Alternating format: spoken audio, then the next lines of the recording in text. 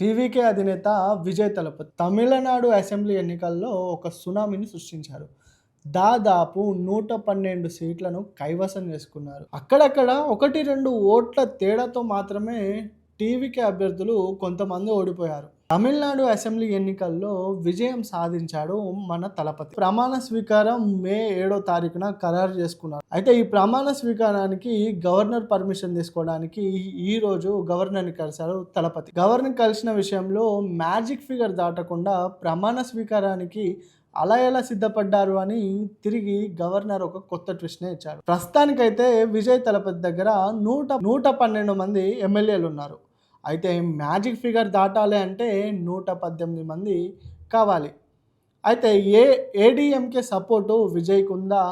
మరి ADMK party నుండి కొంతమంది ఎమ్మెల్యేలు పార్టీ మారతారా అంటే, పార్టీ మారతారా అనే న్యూస్ వినిపిస్తుంది. గవర్నర్ ఇచ్చిన ట్విస్ట్‌కి అయితే షాక్‌కి గురయ్యారు మరి విజయ్ తలపతి ఆయన అభ్యర్థి. దానికైతే 112 మంది అభ్యర్థులున్నా మ్యాజిక్ ఫిగర్ దాటాలంటే 118 కావాలి. మిగతా 6గురి సపోర్ట్ ఏ విధంగా సంపాదించుకుంటారనే ఉంటారో మన తలపతి. మరి తమిళనాడు పైన కూడా అమిత్ షా కన్ను పడిందనే వార్తలు వినిపిస్తున్నాయి. మరి ప్రమాణ స్వీకారానికి అమిత్ షా అడ్డు వచ్చాడా? లేకపోతే గవర్నర్ చెప్పినట్టుగా మిగతా 6గురు ఎమ్మెల్యేల సపోర్ట్ ఉండాలా? ఆ 6గురు ఎవరు? మరి ప్రస్తుతానికైతే ఏడీఎంకే పార్టీలో 47 మంది ఎమ్మెల్యేలు ఉన్నారు. టీవీకే పార్టీలో ముఖ్యమైన అభ్యర్థి ఆనంద్ ఈరోజు ఏడీఎంకే లీడర్ అయిన పళనిస్వామిని అంటే మాజీ సీఎంని కలిసి అతనితో చర్చించారు. అంటే మాజీ సీఎంని కలిసి ఆనంద్ చర్చించారు. అయితే ఏటీఎంకే పార్టీని టీవీకేలో విలీనం చేస్తారనే వార్తలు వినిపిస్తున్నాయి. చూడాలి ఏ విధంగా కొనసాగుతుందో.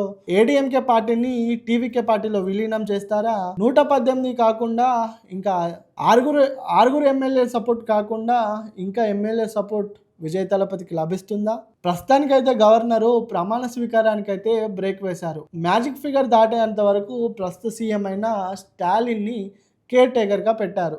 చూడాలి మరి విజయ్ తలపతి ప్రమాణ స్వీకారం ఎప్పుడు జరగబోతుంది? మరి ఆ 6గురు ఎమ్మెల్యేల సపోర్ట్ అతనికి ఎప్పుడు లభిస్తుంది?